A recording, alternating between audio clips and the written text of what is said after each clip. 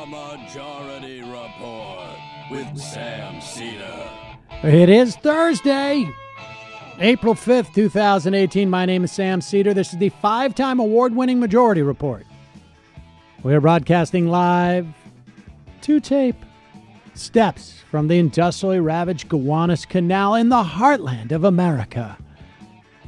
Downtown Brooklyn, USA. Oh, yes, ladies and gentlemen, it is another of our famous so-called vacation shows. Today, Associate Professor of Political Science at the University of Notre Dame, Patrick J. Deneen, Why Liberalism Failed. It's really actually more about has liberalism failed because it has succeeded. And just to spoiler alert, by liberalism we're talking about classic liberalism. Yes, I know, confusing, ladies and gentlemen, but fascinating look at the current order,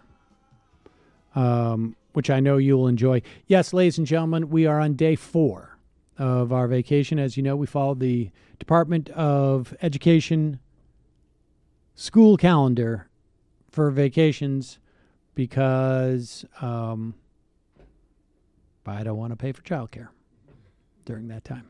I don't know what to tell you. That's just the way we roll here. I am still recovering from the pneumonia I had a couple of weeks ago. Hopefully, I'm actually recording this a couple of days before now, so hopefully I'm fully recovered by now. But I am probably hanging out with my kids, telling them, please, please, go outside, do something, do something. Well, I told you you could have done that musication camp, but you didn't want to. So now go out and do something. No watching TV. I'm just giving you like little snippets of what it's probably like in my house right now. Well, if you don't behave yourself, I'll take you all to Worcester. What do you think about that? You want to go to Worcester? Who wants to go to Worcester? That's what I thought. So do something. Folks, yes, it's one of our famous vacation shows. Tomorrow on the program, you do not want to miss Julianne Wilson. She is an associate professor at Allegheny College, I believe it is. She's written it's a really interesting interview. She's written a textbook on neoliberalism for her students. And why she wrote it, we talk about. It's interesting. You should check that out. Today we have Patrick Deneen. This is probably one of the more philosophical, right? Would you say, Matt? Yeah, I think that's fair. I mean, it's Theoretical. It's not too theoretical, Yeah, but it's a little bit more theoretical than we normally get around these parts, but why not? It's an unorthodox guest. It is an unorthodox guest. Yes, you're absolutely right about that. Of course, Brian Alexander the other day, that was completely not theoretical. That was just basically straight reporting. Interesting, but very straight reporting. So that's the way we roll here, folks. And, of course, like we've had over the past couple of days, Matt has put together a Matt pick from the deep archives, or the semi-deep archives, of the Majority Report vaults. As you know, maybe you don't, this show started as a radio show on Air America Radio, co-hosted by Janine Garofalo and myself.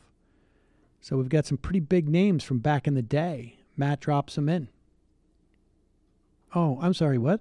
You're not a member? Oh, well then you won't be able to listen. That's too bad. If only there was a way for you to be able to become a member. Oh, that's right. JoinTheMajorityReport.com. Folks, it's your support that makes this show possible. By becoming a member and supporting the free show, you are becoming a member and supporting the free show. And as a way of saying thank you, we offer you extra content virtually every single day. So JoinTheMajorityReport.com. Check it out. Quick break. When we come back, an interview I did with Patrick Deneen on Why Liberalism Failed.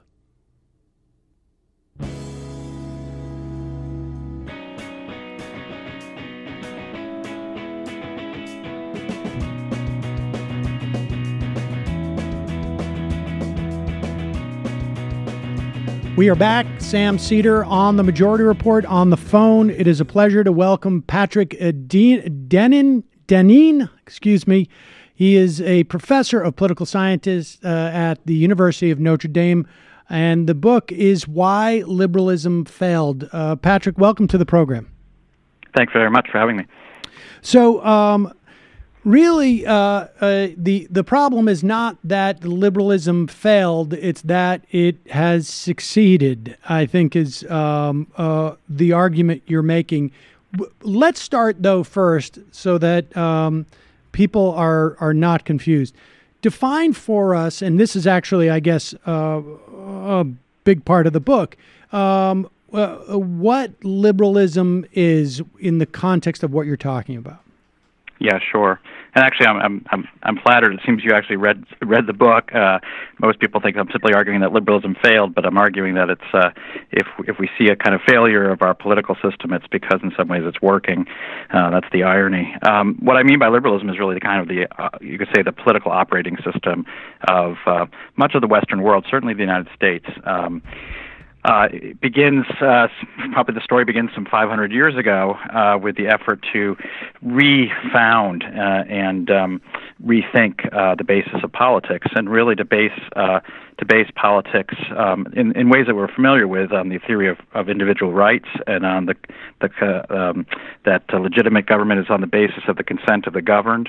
But what I really emphasize in the book is that it's not merely a political philosophy. It's actually, you could say, a kind of comprehensive system that reshapes the world in the kind of image and likeness of that understanding of the human person as the individual self-making self, the kind of self-creating individual that's not defined by birth, by place, by any kind of tradition or cultural inheritance.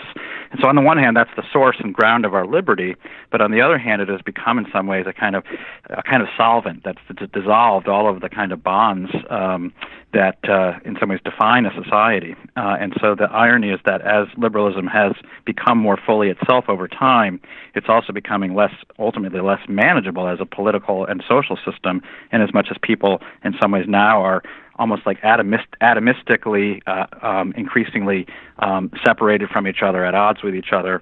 And so the very kind of condition of our liberty also leads to a condition of increasing atomization, and at the same time a kind of a loss of a kind of sense of power over the system that now purports to make us free.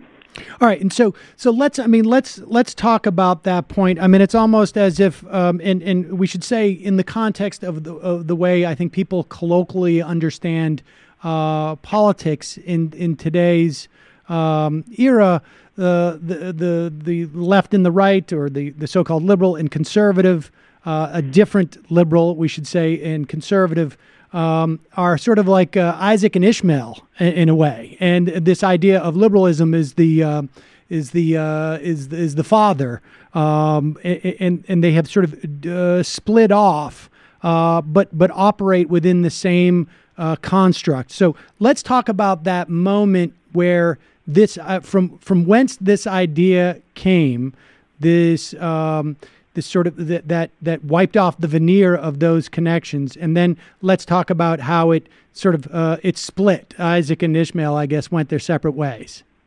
Yeah, sure. Yeah, I mean, it's kind of a great story. It's the story of our past and where we are today.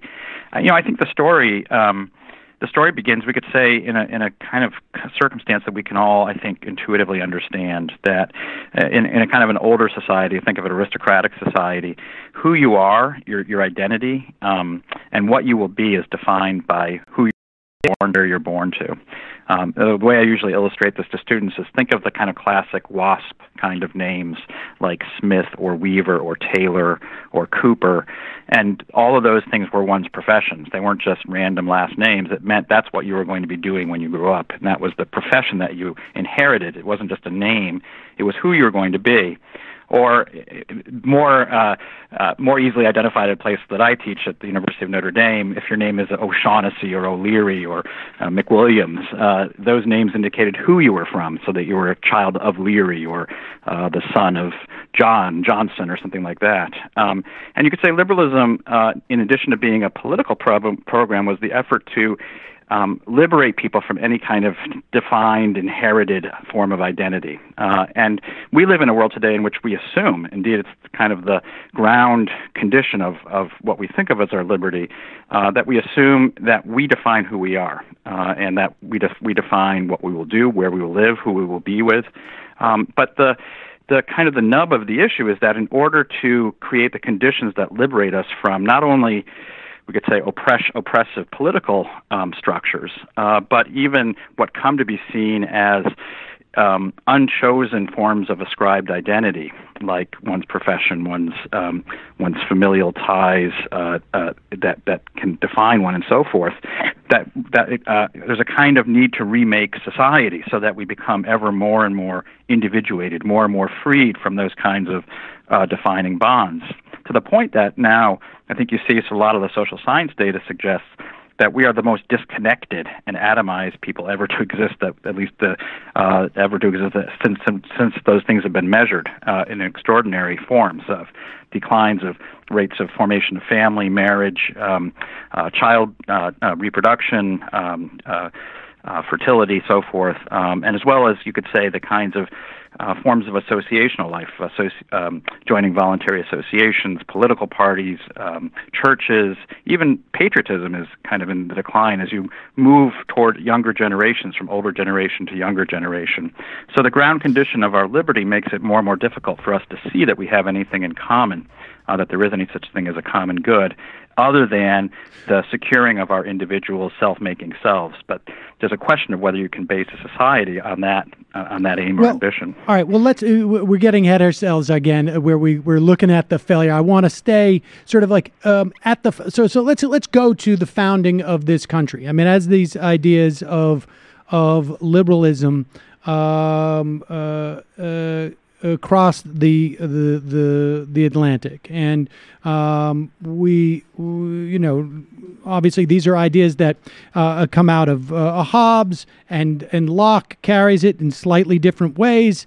But let's land on the United States and track where this notion of an individual with the right to sort of have control over their own destiny, it will veer off into two different ways, into what we consider the left and the right, I guess, today. Take us to that moment. Well, sure. Of course, the founding of the country, so we think about the Constitution and the debates over the Constitution during the period of ratification, of course, preceding that, the Declaration of Independence. These were, particularly the Declaration, you can see as really an articulation, a re-articulation, a rephrasing of the philosophy of John Locke, which argues that we are by nature free and equal individuals. That is our natural condition. It's not necessarily how you find us in the state of society, but it's posited that this is the condition that we would find ourselves in if you could strip off all of the kind of sedimentation of culture and tradition and inheritance and all this sorts of kinds of identity that seemed so thick on the ground at the time that the Declaration, or that earlier than that John Locke was writing. And if you stripped all those things away, what we would find is that we were in our kind of natural state, that we are free and equal individuals, and that any kind of bond or relationship or we could say any obligation that we would take on can only be seen as legitimate if it's through our own individual choice. So, in other words, the only legitimate forms of connection to other people have to be freely chosen in a kind of condition in which there's no sort of external pressure. There's no kind of tilting of the scale in how we make our decision one way or the other. No pressure from the parents who you should marry, for example. Marriage really has to be the choice of the individual, and so forth. so that society has to be in many ways remade on the ideal of this liberated individual. And at the time of the founding, the effort of the founding fathers was to create in the first instance, a system of government that would be based upon the consent of the governed, but that would also create a nation ultimately that would allow for the greatest expression and pursuit of these individual ends, these rights that are inherent in the individual. And so early in the writing of the justification of the Constitution, Madison, for example, writes that the greatest source of division within political society is the kind of inequality that you often see when people are able to accrue differences of property, differences in their status of life, but that the object of government is to preserve these differences, is to preserve, in fact, the faculties from which these differences arise, so that the end or purpose of government is to preserve private things, in a sense, the things that differentiate us from each other, that the purpose and object of government is to secure our individual pursuit of our own goods. And this is a kind of real transformation of the idea of what government is for. It is, in one sense, that government, by a more classical understanding, would have been understood as, in some ways, the effort to forge some sense of a common good. So you see, even at the time of the founding, an idea that this is the purpose and end of government is the securing of private ends and private goods, particularly relating to kind of external forms of property. Right. And this is what we think of today as classical liberalism, right, or in different forms, libertarianism, or what we call today conservatism. But we need to understand that this is liberalism, even though we tend to call it conservatism today. And we should say, okay, that pursuit of that protection of private property. I mean, the irony is, of course, that you can't escape the social contract you're born into, right? I mean, you have these sort of Lockean ideas of I'm not going. The individual can't, should not be identified by those, I guess, sort of preordained relationships. But in the context of a country, right, you show up and you're a citizen of that country. Yeah, this is one of the real interesting little hitches in the sort of social contract thinking. Locke and we could say our founding fathers think of this as well, which is that if you're born into a kind of a society that's already established, you basically kind of sign on to it implicitly. Locke calls it tacit consent. You've given your silent consent to the form of government. But it's interesting that for example, Thomas Jefferson, the year before he writes the Declaration of Independence, writes a pamphlet leading up to the Revolution, in which he says that one of the fundamental rights of British citizens is the right to exit, is the right to leave, which Americans exercised in leaving Britain. And so this, you could say that kind of always there is the potential right of exit. And I think this is one of the core features of, we could say, liberal, both political, but also sort of, we could say, social and even personal thinking about ourselves, which is that one is only truly free, not only when you can choose the situation you're in, even if it's tacit, even if it's just a silent kind of consent, but that one also preserves the right to exit whatever situation one has entered into. And I think, again, you can see how this becomes transformative, for example, when we think about marriage, for example, and the idea that you can enter into marriage as an individual choice, but you can also exit marriage fairly easily. And in a liberal society, that exit has to be as easy as possible, because otherwise it would be a kind of, you'd be forced to live with a choice that you may come to regret after some period of time. So, okay, so if the birth, if you will, at least in the context of this country, of what we identify as conservatism, and I think people can, it's a hallmark of the libertarian strain of property rights as the fundamental bedrock, I guess, of the individual. What is the other side of that coin for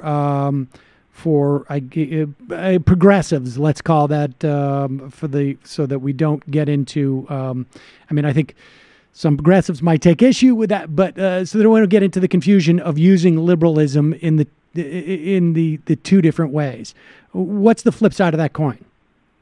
Right. So, in the first instance, so what we think of as classical liberalism, or what terms get confusing, but classical liberalism, or what we typically today call conservatism, it's one of its main means of securing this idea of individual liberty is, in the first instance, a state that is, in a sense, a limited state, a limited government, that its only job is to secure the rights of individuals, as defined in particular as the kind of the rights especially concerning property, individual liberty, rights of freedom of speech, rights of movement, and so forth. So a kind of minimal set of rights that the state comes into existence to secure, but which allows for, let's say, the kind of expansion of a market system, and the state supports the expansion of a market system.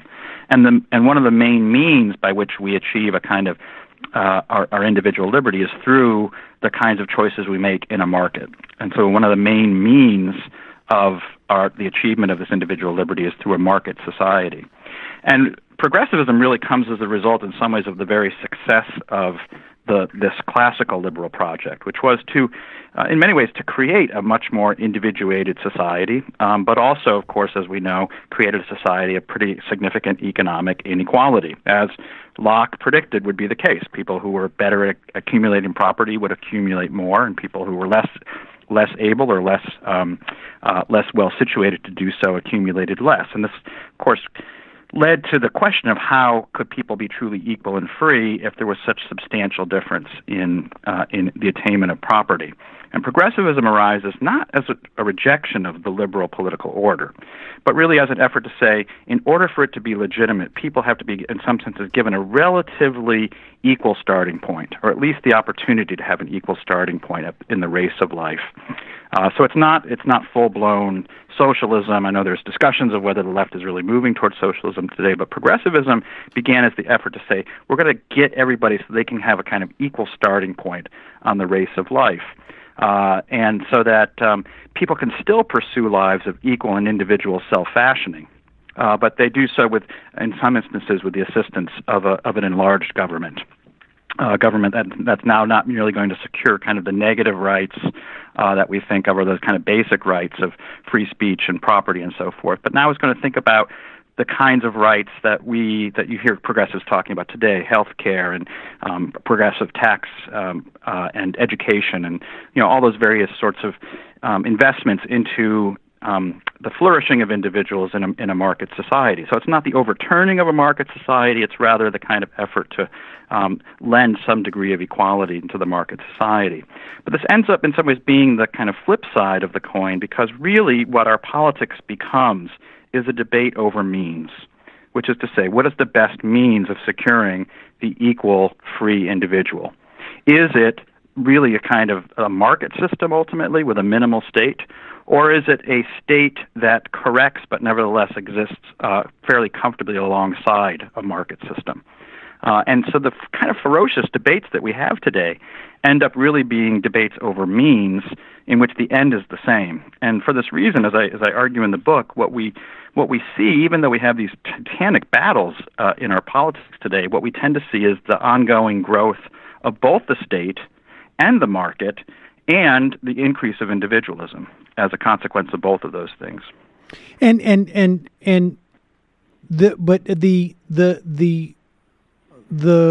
The ends, and ultimately you have an issue with the ends. I mean, I don't want to get ahead of myself on this level, but I mean, there's arguments as to, I guess, whether or not there is, there's arguments, I guess, within that, or sub-arguments as to whether or not is the market really free? Is it really, is there a difference even between the idea of the progressives who want to make sure that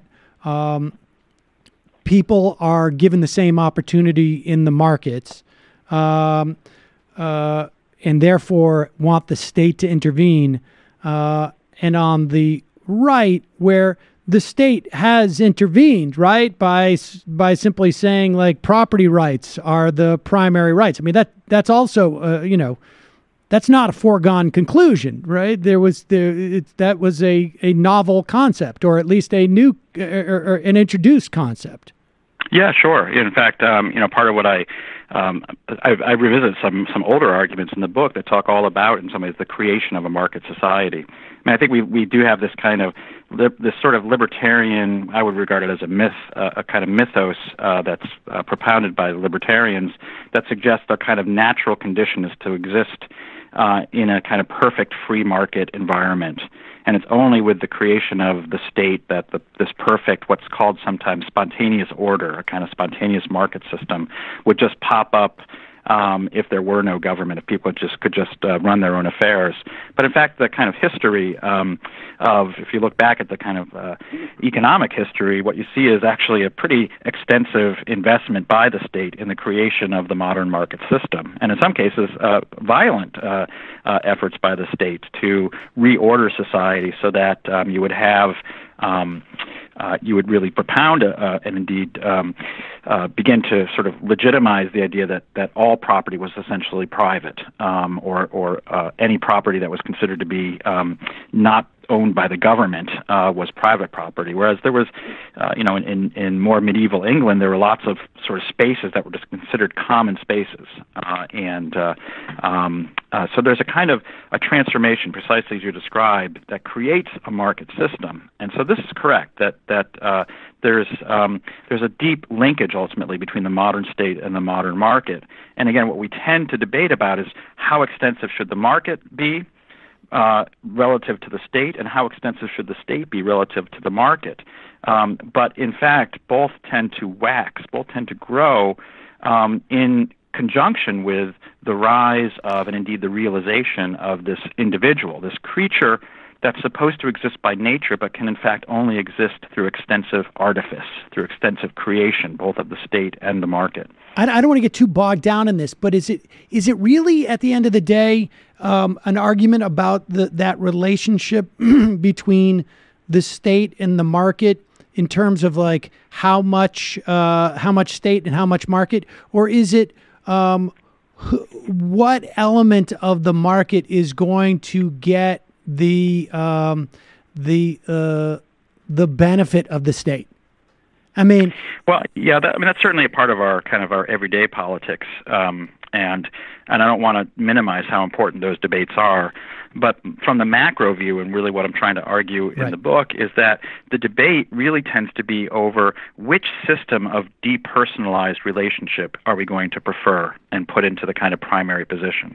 And this is you could say, one of the major kind of desiderata of the liberal order, is to transform every form of what might have been a form of personal obligation, entailing certain duties and responsibilities that you would owe to a specific person, and to transform those into depersonalized relationships. Because when you have a personal obligation to someone, you don't feel free, right? You feel like you're obligated to do something for someone.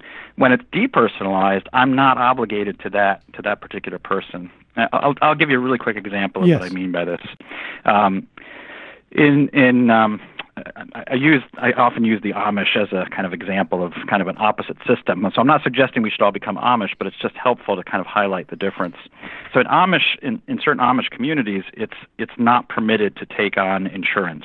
To procure insurance is seen as an act of a kind of aggression against the community, and the reason is that you withdraw yourself from the shared responsibility that when some catastrophe or some bad event happens to someone in your community, you are personally obligated as a member of that community to help those people. So if someone's house burns down, you are personally obligated to go and help rebuild that house. Or if a parent dies, the community is responsible for helping to raise that family and to help financially with that family.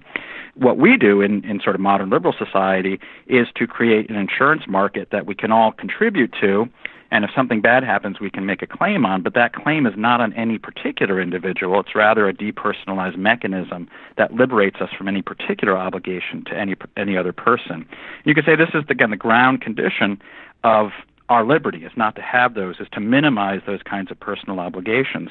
And so notice how, for example, these debates take place in our society. When we were debating the health care policy in recent years, the debate is really about whether or not it should be a private more private, provided through private means, or through more public means? Should it be a more state-based system or more of a market-based system? But notice how that's a debate over means and not really ultimately over ends. I mean, presumably, right? I mean, I guess presumably it's over means. I mean, I guess I'm skeptical that we're still that in fact we're debating over means. I think that there may be some political expediency in that. I mean, there are still, Ron Paul gave up the ghost a little bit, where he's just like, you don't get it, you don't get it. If you don't have that insurance, you die, as opposed to, I think there's an argument on the other side that. Sure. I mean, there's extremes, but I think that in the main, you have people who are arguing that the better way to insure people is through market mechanisms, or the better way to insure people is through mechanisms of government. There's a lot of people in sort of the middle who want to say, you need, more of one or more of the other. But then you have people on you have Ron Paul who argue it should be all private, and then you have people on the left who argue it should be single payer, should be essentially through the state. The implications of these various decisions are of course quite significant. But what I really want to just highlight, and just by using this example, is that the insurance separates you from the commitment to contribute, because you don't need them to help you in the event that you're okay. That's right. That's really what I wanted to highlight. Yep. And that is the severing that that liberalism does. Is it has attacked a communitarian spirit. Yeah, I mean, I think what you could say is that it ultimately acts as a kind of solvent against sort of, you could say, almost every form of relationship that we can think of. And you can talk about it in terms of community.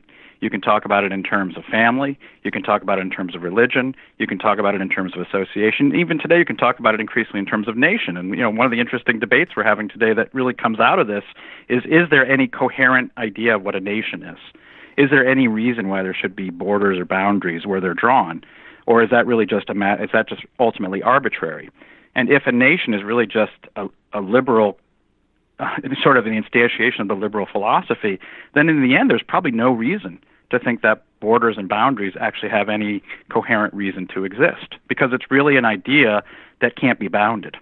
And so one of the debates that's really, of course, roiling us today is there something more to a nation other than simply the liberal idea that seems to define it? All right. Well, so let's. I mean, and you talk about let's talk about that concept of the new aristocracy, because we have ostensibly escaped that sort of the destiny of birth on some level, but really we have recreated it in the guise of a meritocracy, but it's not really. It's not a meritocracy. Well, I mean, your concept of I mean, maybe, and that's maybe my projection a little bit, but sure. But we have replaced the aristocracy with just simply a different sort of way of determining the aristocracy. Right. So here again, it's helpful for us to go all the way back to John Locke or figures from the founding era, and the argument was clearly that the old aristocracy needed to be displaced. It needed to be essentially eliminated. Its legitimacy to be thrown out, and you could say that one of the great success stories of liberalism has been really, I mean, almost the complete elimination of any idea that there's any claim by an aristocratic order to a kind of place in society because of a birthright, that we would regard such claims as preposterous on their face. I mean, we're sort of fascinated by this idea. I take it, the kind of fascination with shows like The Crown and Downton Abbey are these residual fascinations with this different way of organizing society.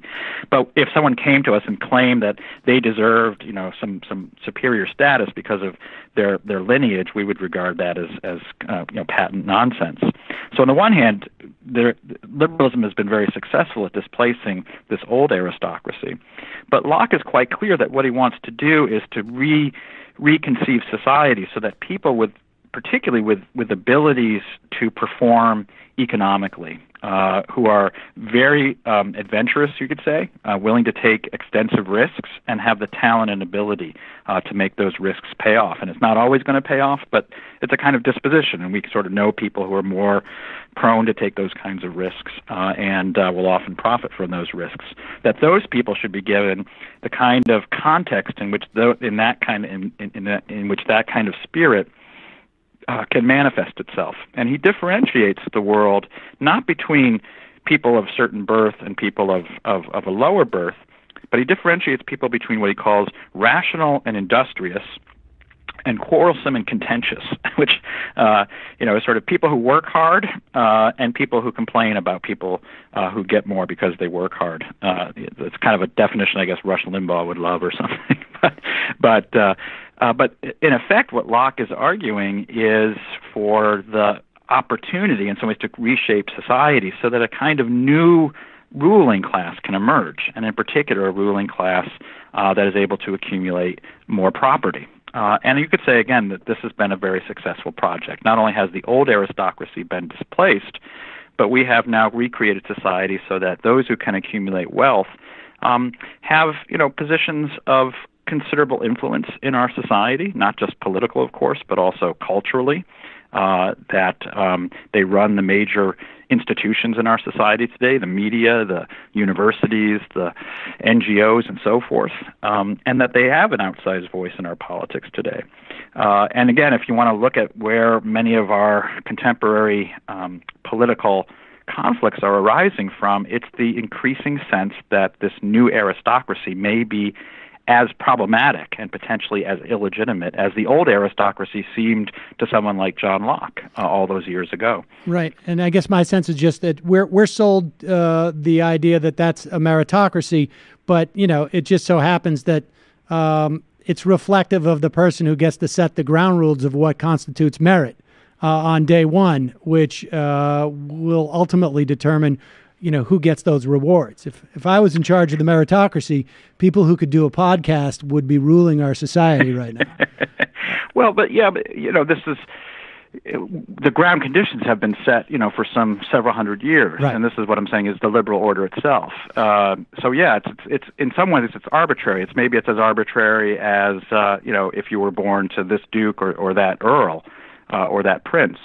And in that sense, it's arbitrary. But on the other hand, you could say that we regard it as natural. We tend to regard those who are able to excel in certain kinds of aspects of their lives, particularly economic, as well as kind of the intellectual work that increasingly constitutes our economy. That those are the kind of ruling class.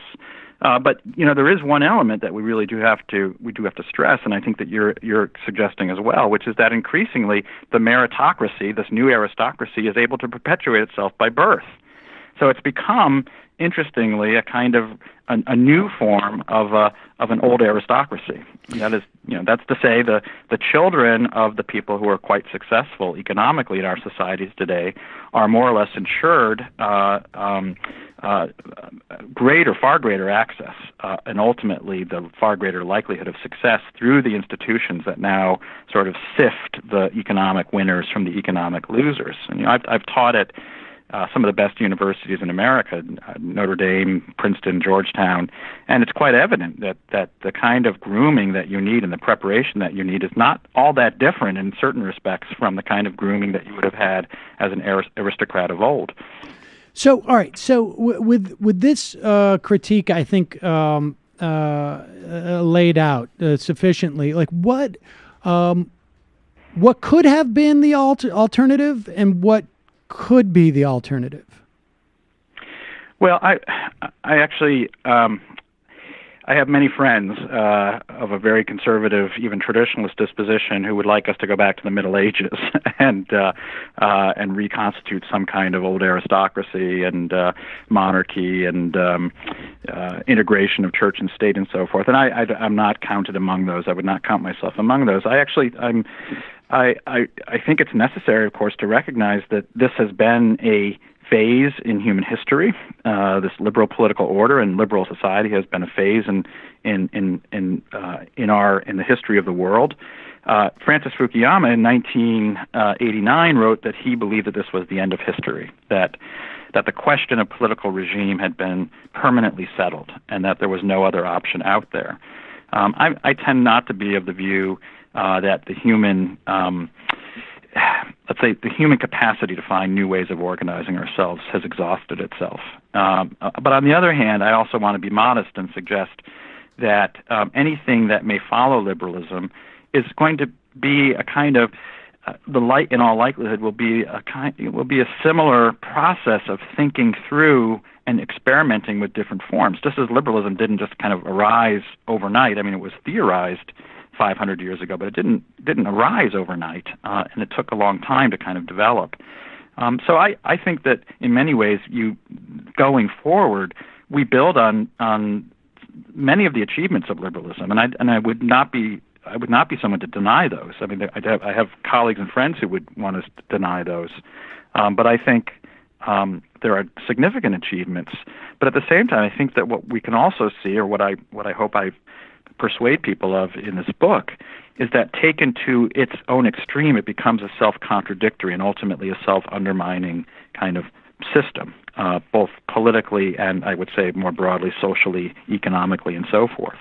And so I think right now we really are at the beginning stages of what I think will be a long process of rethinking this political, social, and economic order. And I don't want to say in advance what I think that will look like, but I do want to suggest that one thing that we want to think hard about is whether or not this assumption of, I would call it an anthropological assumption, the assumption of human nature, the idea that we are by nature free, autonomous individuals who only achieve liberty through a kind of dissipation and a kind of reduction of all kinds of interpersonal obligations, that this is something that has to be fundamentally rethought. And when you suggest that, well, what we need is to begin to cultivate more practices and more forms of interpersonal obligation that are not just theoretical, it's not just through the state or it's not just through the market, but they're actually more local in both political, economic, and social senses. So local markets, I'm actually a big fan of local markets. I'm a big fan of local politics, and I'm a big fan of more local forms of associational life. But people, when they tend to hear that, they get kind of nervous, and they say, isn't that the source of all the oppression and injustice in the world? And what I want to say is that maybe there's a way in which a post-liberal world that's more local and communitarian can be one that can be not jettison the concerns for inclusivity and justice and equality, while at the same time embracing and valuing those kinds of interpersonal relationships that it seems to me that liberalism has been so successful at dissipating. Can you be just a little bit more concrete with what that criticism is? Because I mean, I think. I guess drill down just a little bit, because the idea being that, I mean, look, there's reasons why some people leave their small town because they're not accepted there. And there's reasons why people leave their families because their families don't approve of their sexuality. There's the reasons why people leave a community because they're not welcome there because they're of a different race. I mean, is that when you talk about some people hear your suggestion just to be more localized, they say that has been a recipe for oppression in the past? Is that what they're talking about? Yeah, that's exactly right. So one of the first reactions that one will typically get is, well, isn't that the source of all of these very old and ancient forms of oppression and limitation? And I guess what I want to say is that to the extent that that's the case, and lamentably the case, again, in a context of having lived and experienced a liberal society, it seems to me that any claim that this is an effort to go back or to reconstruct something, that should be rejected out of hand.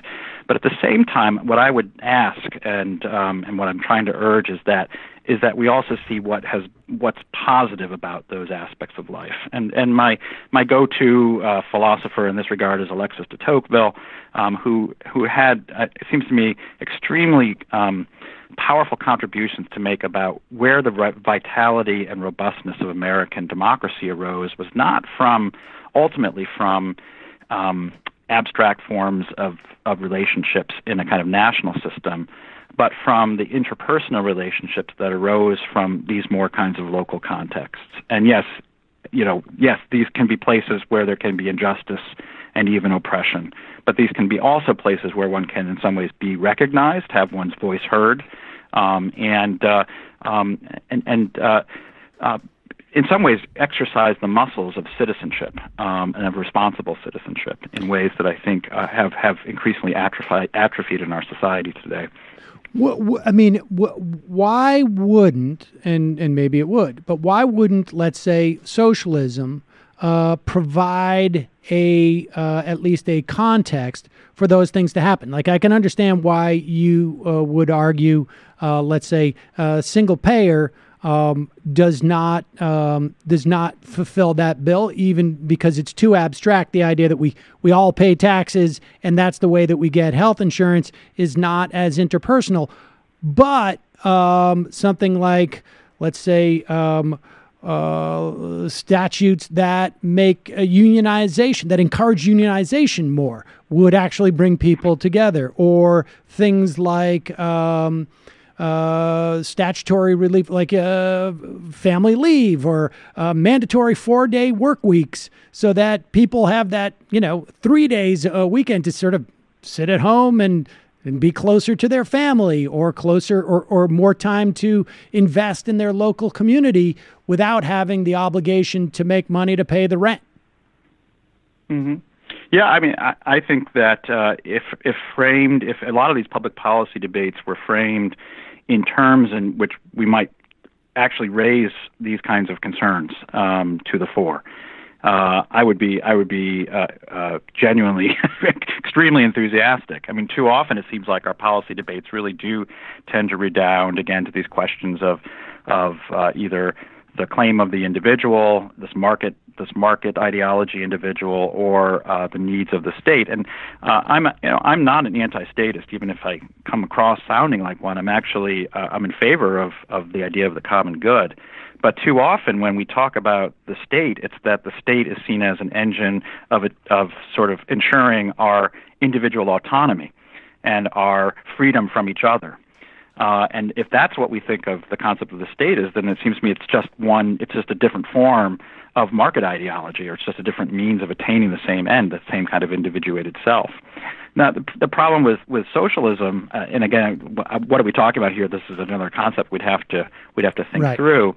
Is that not only is it just kind of again this kind of impersonal mechanism, but it also it treats in some ways the kind of this sense of obligation to others in such a kind of sort of a dissipated and abstract form that I think it actually exists in some ways to liberate us from the sense of having any actual obligations to others. Now, that said, I think it's worth thinking about the ways that the power of the state could be used to increase the ways that we can have and increase forms of interpersonal relationships and obligations to each other. And this may mean, for example, in certain ways, restraining some of the market ideology in our society. And I'm not opposed to the idea of the state being involved in some of those areas. So, for example, you mentioned 4-day work weeks. I mean, I don't know what the perfect. I'm not an economist. I don't know what the perfect length of the work week is and what the implications of that would be. But the idea, for example, of constraining the size of, or let's say the kind of monopolistic tendencies of capitalism, right, which we're certainly seeing today, certainly in the tech world. and increasing the likelihood that we have a society in which ownership is more widespread. This might sound to some people as socialist, but it's really an increase of property ownership. And one of our problems today isn't so much that it's capitalist, it's that too few people have capital, or too few people own property.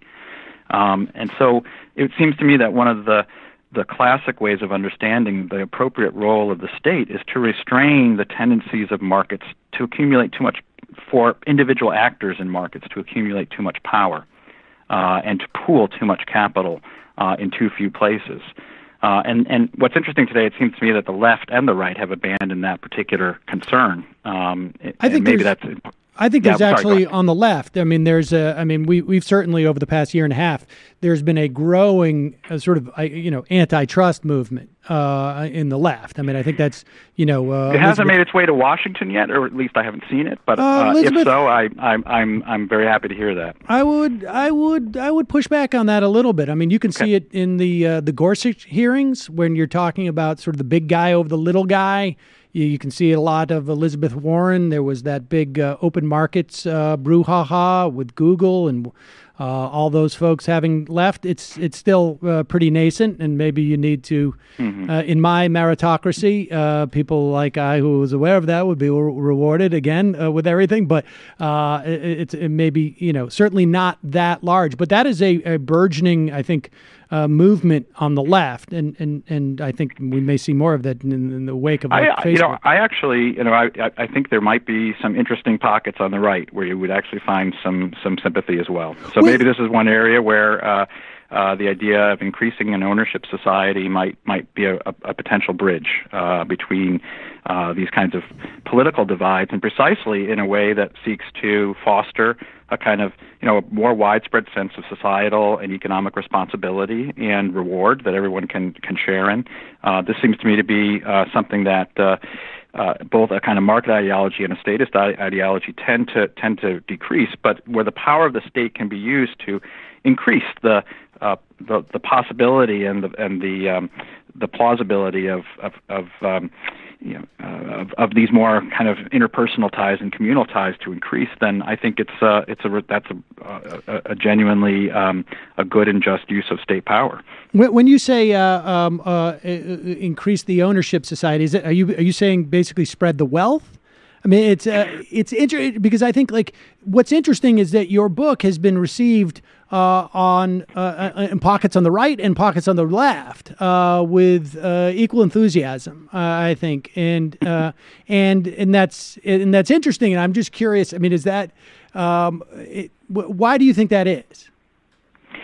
Well, I think in the first place, I think it's fair to say it's been received with equal enthusiasm as well as equal criticism. Right. So that where I tend to be critical of the market and market ideology, the left finds resonance, and where I tend to be critical of both the kind of form of statism as well as the left's pursuit of individualism, particularly through the sexual revolution, I tend to have support on the right. The problem is that people tend to look and they find the parts that they like without seeing what I hope which is that the deeper continuities between the left and the right today. And I would say it's a much smaller pocket of people who actually have read it and said, "Wow, this really has changed the way that I see our entire politics." But I'm encouraged that there are those people who are beginning to see that. And so when I say that I would like to see a greater ownership society, well, in the first place, yes, I think seeing the development of an anti-monopolistic set of public priorities would be highly desirable, but also with the accompanying effort to say, what can we do through our public policy to make it more likely that people can own productive property or run productive kinds of businesses that are not gigantic conglomerates, that in fact give people a stake in society. And I think one of my problems with the idea of socialism ultimately is that it says people get something, but they don't necessarily see how they're contributing to the thing that they're getting. And as we know, from living in a dormitory, for example, if it's not yours, people tend not to take good care of it. So a society in which you have more ownership of property, including productive property through business or small kinds of stores, or back in the old days, and maybe once again through the ownership of farms, that it increases the sense of people having a stake, and I think as a result, the sense that citizenship and being a part of this broader community has that everyone is in some ways invested in this together. Well, we certainly have support for co-ops around here, worker-owned co-ops. But it's a fascinating read. Patrick Deneen, author of Why Liberalism Failed. I appreciate you coming on and talking about it. Thanks. It's been a terrific discussion. Thank you.